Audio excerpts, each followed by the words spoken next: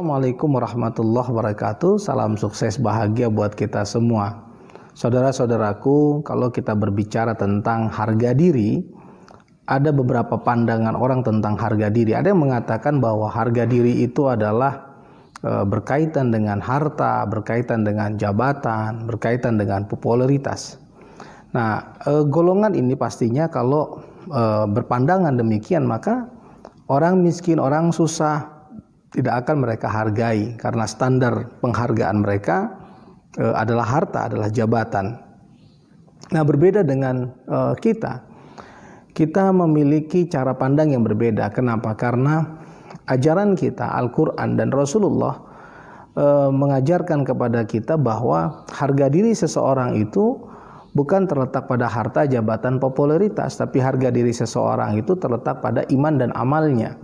Nah, Allah di dalam Al-Quran, di dalam surat At-Tin mengatakan bahwa kami ciptakan manusia itu sempurna, tapi kemudian kami rendahkan manusia serendah-rendahnya kecuali orang yang beriman dan amal soleh, dan baginya pahala yang mengalir tidak ada putusnya. Nah, artinya bahwa standar Allah menghargai manusia karena iman dan amalnya. Nah, bukan kita tidak butuh dengan harta, dengan jabatan ataupun popularitas. Sepanjang harta, jabatan, popularitas itu untuk kebaikan agama Allah, untuk kebaikan di jalan Allah, maka itulah nilai harga diri sesungguhnya. Jadi bicara tentang nilai manfaat di jalan Allah. Nah, saudara-saudaraku, di dalam Al-Quran, di dalam surat Ali Imran, ya, Allah mengatakan di ayat 14 bahwa manusia dihiasi kecenderungan syahwat terhadap dunia, ya, wanita dan dunia, ya, perhiasan dan lain-lain. Tapi di ayat 15 Allah mengatakan bahwa ada yang lebih baik daripada dunia dan seisinya, itulah ketakwaan.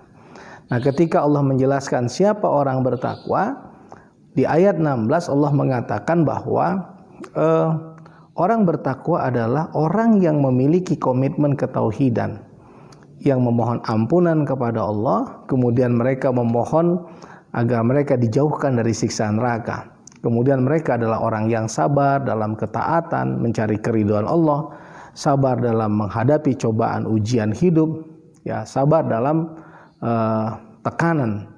Dan mereka adalah orang yang jujur di dalam bertindak, di dalam berbicara, dan di dalam hati. Artinya mereka mengikuti jujurnya Rasulullah SAW sebagai teladan mereka.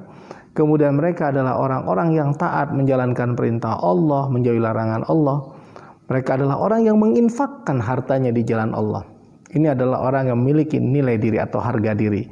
Kenapa? Karena hartanya begitu berharga untuk di jalan Allah. Dan mereka adalah orang yang senantiasa beristighfar di waktu sahur.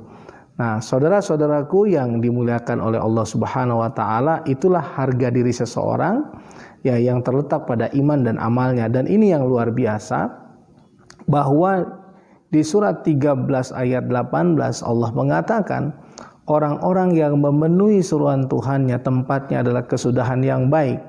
Dan orang-orang yang tidak memenuhi suruhan Tuhan, andaikan mereka punya kekayaan satu bumi ditambah lagi dengan satu bumi, niscaya mereka akan menebus apa yang diberikan Allah kepada orang-orang yang memenuhi suruhan Tuhannya.